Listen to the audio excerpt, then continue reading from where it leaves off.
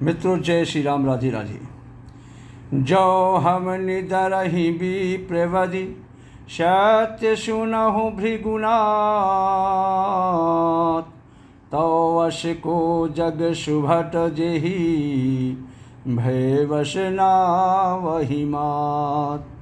प्यारे भगवान श्री रामचंद्र जी कह रहे हैं कि हे भृगुनाथ, यदि हम सचमुच ब्राह्मण कहकर आपकी निरादर करते हैं तो यह सत्य सुनिए, फिर संसार में इस जगत में ऐसा कौन योद्धा है जिसे हम डर के मारे मस्तक नवावें।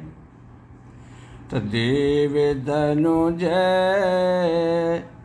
भूपति भट नाना, असम बल अधिक हो बलवाना। जौरन हम ही पचारई को, अल्लाह रही सुखेन काल किन्हु। देवता, दैत्य, राजा या और बहुत से योद्धा हैं, वे चाहे बल में हमारे बराबर ही क्यों न हो, चाहे अधिक ही बलवान क्यों न हो, यदि रण में हमें कोई भी ललकारे तो हम उससे सुखपूर्वक लड़ेंगे, प्रसन्नतापूर्वक लड़ेंगे, चाहे काल ही क्यों न हो। क्षत्रिय तरुणधरि समर सकाना, अकुल कलंकुत ही पावर आना। क्षत्रिय का शरीर धरकर जो युद्ध में डर गया, युद्ध से भाग गया, उस नीच ने अपने कुल पर कलंक लगा दिया है। महाराज प्रभु श्री राम कहते हैं, कहु स्वभाव न कुलहि प्रशंसी, अकालहु डरहि रण रघुवंशी। हे ब्राह्मण देव, मैं स्वभाव से ही कहता हूँ, मैं अपने कुल की प्रशंसा नहीं कर रहा हूँ कि मैं अपने रघुवंशी कुल की प्रशंसा कर रहा हूँ। यह स्वभाव है रघुवंशियों का कि रण में काल भी अगर आता है तो हम लोग डरने वाले नहीं हैं।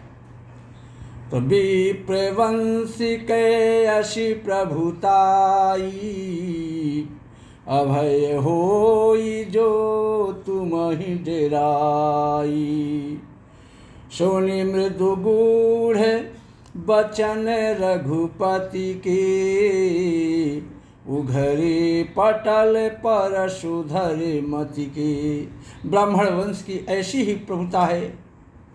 प्रभु श्री राम कहते हैं कि हे ब्राह्मण देव, विप्रवंश के अश प्रभुताई, अभय होई जो तुम ही डेराई। ब्राह्मण वंश की ऐसी प्रभुता है, ऐसी महिमा है कि जो आपसे डरता है वह सबसे निर्भय हो जाता है। जो आपको डरता है, जो ब्राह्मणों से डरता है, वो सबसे निर्भय रहता है। कि शून्य मृदु गूढ़ बचन रघुपति के, उघरे पटल परश धर मति के। अथवा जो भय रहित तो होता है वह भी आपसे डरता है, अर्थात ब्राह्मणों से डरता है। श्री रघुनाथ जी के कोमल और नम्रतापूर्ण रहस्यपूर्ण वचन सुनकर परशुराम जी की बुद्धि के पर्दे खुल गए। तो राम रमापति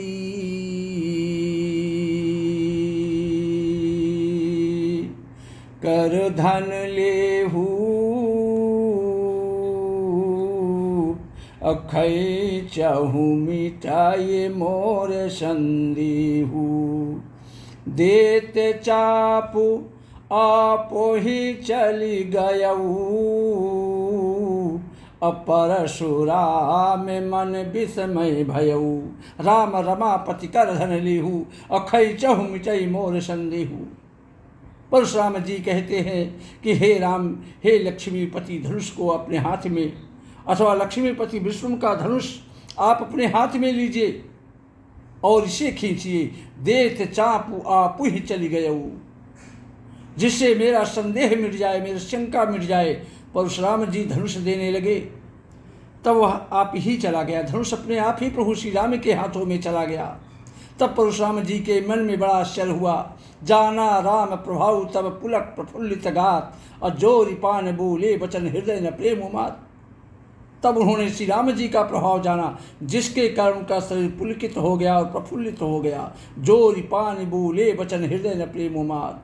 वे अपने दोनों हाथ जोड़कर परशुराम जी मीठे वचन बोले, प्रेम उनके हृदय में नहीं समा रहा था परशुराम जी के।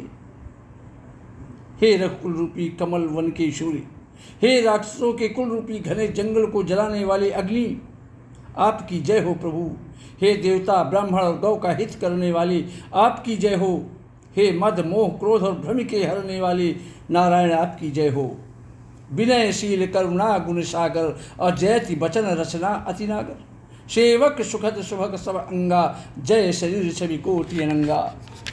परशुराम जी उनकी प्रशंसा करने लगे, उनकी विनती करने लगे, प्रार्थना करने लगे। हे विनयशील कृपा आदि गुणों के समुद्र वचनों की रचना में अत्यंत चतुर आपकी जय हो नारायण। हे सेवकों को, अपने दासों को सुख देने वाले, कल्याण करने वाले, सब अंगों में सुंदर और शरीर में करोड़ों कामदेवों की छवि धारण करने वाले ही राम आपकी जय हो। करऊँ काह मुख एक प्रशंसा, मैं एक मुख से आपकी क्या प्रशंसा करूं। परशुराम जी कह रहे हैं कि हे प्रभु, मैं हमारे तो एक ही मुख है, मैं अपने एक मुख से आपकी कैसी प्रशंसा कर सकता हूँ। जय महेश मन मानस हंसा, हे महादेव जी के मन रूपी मानसरोवर के हंस आपकी जय हो। अनुचित बहुत कहूँ अज्ञाता, क्षमहु क्षमा मंदिर दो भ्राता। मैंने अनजाने में आपको बहुत से भला बुरा कहा, अनुचित बातें कही, हे क्षमा के मंदिर दोनों भाई मुझे क्षमा कीजिए।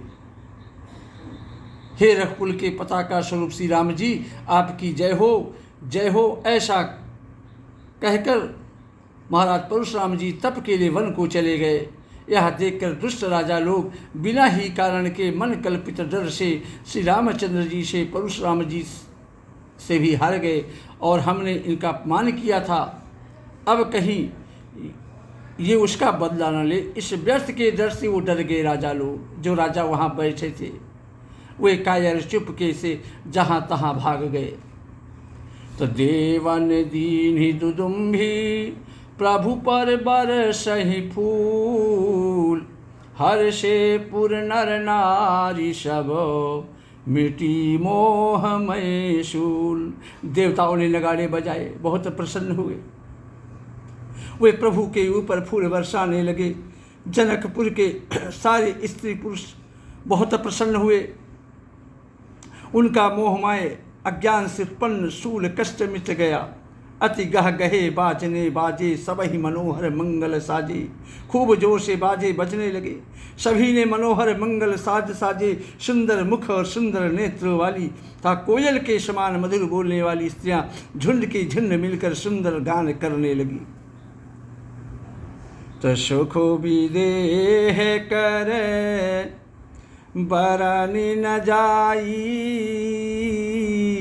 अजन्मे दरिद्र मनहु निधि पाई। जनक जी के सुख का वर्णन तो किया ही नहीं जा सकता। मानो जन्म का दरिद्री धन का खजाना पार गया हो।